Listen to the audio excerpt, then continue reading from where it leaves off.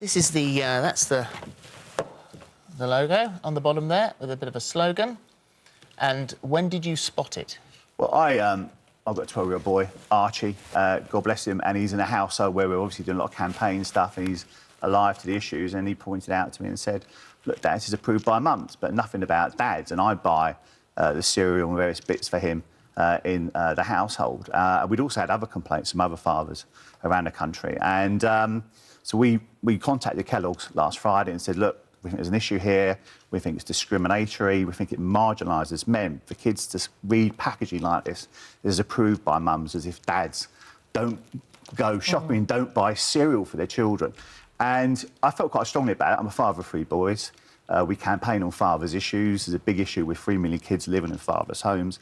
But I also feel that retailers have got a responsibility to be inclusive and to make sure that, look, you know, if they've made a mistake, Kellogg's have put their hands up and said, look, we made a mistake. It should say approved by mums or dads or approved by parents, but it shouldn't be exclusive. And it's this marginalising the fathers. Well, they've listened to you and they've changed it. They said we've got our reduced sugar Cocoa Pops packs. The message on Cocoa Pops packs will now say approved by parents. So you got your wish there.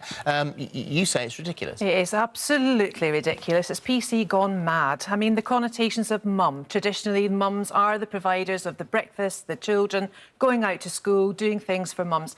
I don't think that marginalised fathers at all. I think, Chris, you're jumping on a bandwagon. You're trying to jump on a bandwagon and excommunicate. And actually, it's quite divisive to actually change from mums to parents to fathers. Everybody could be a parent, but biologically, everyone has a mother. Well, there's a simple test here, Claire, actually. A simple test is, if it said approved by dads, I can tell you, your friends at Loose Women would have been absolutely burning their bras, emptying cereal all over the floor of Asda and Tesco stores. Well, I don't behave like that, and I don't know any woman who does behave like that. But that is the point. If it said approved by dads, there would have been. A lot of mothers would have been offended. And I think we just need to take a responsible... Why are you so offended by the word mum? This is a prehistoric approach here, Claire. You're taking, you know, you sound like a dinosaur. You know, this is the 21st century. Children have mums. Children have dads. Why can't we celebrate both? If we're saying then, OK, well, it's 21st century, we've all moved on, where does it end then? Could it be approved by carers, approved by grandparents? That's the point. I mean, where go on and on and on. Guardians. Inclusivity. Well, let me explain. I'm the most un-PC person you guys are going to probably meet today. So it isn't about a PC issue.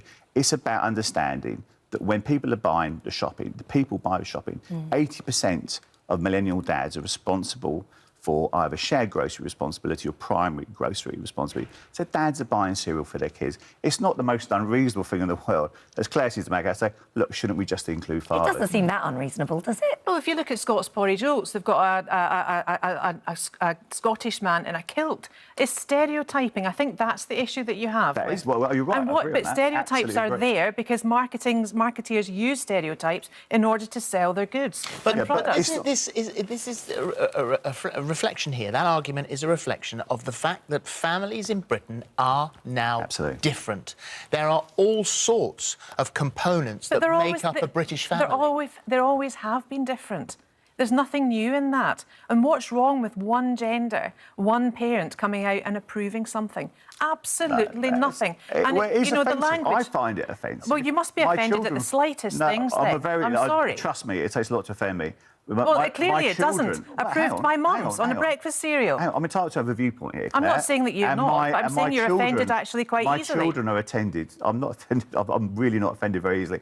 But it's just an issue. And I think the test of, in any way, like this, when you look at these things, it's if you reverse the scenario, what would mum say if it said approved by dads? Let me tell you, they would be outraged about it. I've got to say, there would be quite, certainly a social media outpouring of anger from mums who would say, approved by dads, hang on a second, what about the mums? So it would happen. Let's look at this. Let's pull this back. We need to adopt common sense here. It's approved by mums. So what? Kellogg's aren't going to lose any revenue out of it. Perhaps you might not buy them. Where will it stop? Will we have a rainbow on the box for LGBT parents? Even if Claire doesn't agree with us, Kellogg's did agree with us. Asda agree with us. The Coco Pop's brand is changing, and that's great news. And it now means that children won't get your subliminal messages where dads are marginalised. I've got to press the point that Holly made a moment ago, and that is, where does it stop? So shouldn't it say approved by guardians? Shouldn't it say approved by carers? Well, not everybody is a parent. It's a question for the marketing departments. I used to would you like to see I used to work in grocery marketing, and I've worked with Asda, I worked with Cadbury and Del Monte and big brands. I did that for 20 years. So I know the processes that are involved. So you need to be inclusive, and it's down to the brands and the retailers to say, look, how is the best way of us using slogans on packaging to market products to our audience? And in this case, fathers were rightly upset about it. Because they're not the only ones. I mean, mums go to Iceland, Yorkie, not for girls. I mean, there are many. And we've had a lot of people contact us now about all sorts of other brands. So it's it's a bit of a Pandora's box we've opened. You have opened, but that's what Fathers for Justice do. That's what your element does. You like to go in gung-ho and make a big song and dance about things, instead of, if you're you said you're not offended, but you were clearly offended with the tagline on a box of cereal, for goodness sake. I'm offended by the marginalisation of fathers. They're not marginalised. It's not fatherphobic. It's not the deserialisation of fatherphobic either. Homes. So I think it is important that there's a lot of single children with single mothers. Well, can I just say, look, we're a campaign group that campaigns for fathers' rights. It'd be very odd if we weren't out there campaigning, protesting. That's what we do to raise awareness about these issues. There are other very important issues. But there's more important issues to discuss and open up and discuss with your children, instead of the perceived marginalisation of parents.